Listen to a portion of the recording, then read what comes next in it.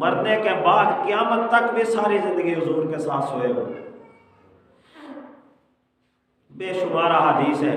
میں آپ کو واقعات کی سے کہانیاں نہیں سنا رہا یا میں تجزیہ اور تبصرے کی طرف نہیں جا رہا، میں صرف حضور علیہ الصلوۃ والسلام کے فرامین اور روایات ذکر کر رہا ہوں.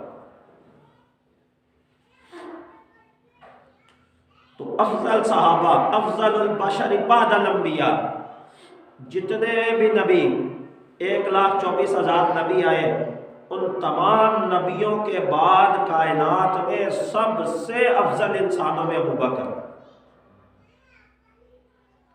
ایک عورت آئی، اس نے آ کر حضور سے کسی مسئلے کوئی بات دریافت کی. حضور نے اس سے عرض کیا کہ تم بعد میں آنا، تو پھر کسی وقت آنا.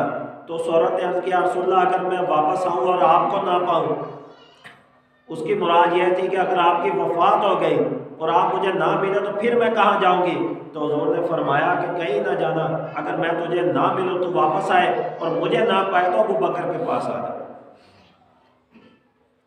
ایک بار کسی قبیلے کے صلح کرانے کے لیے جرگا ہوا، تو کسی قبیلے کے صلح کرانے کے لیے حضور تشریف لے گئے.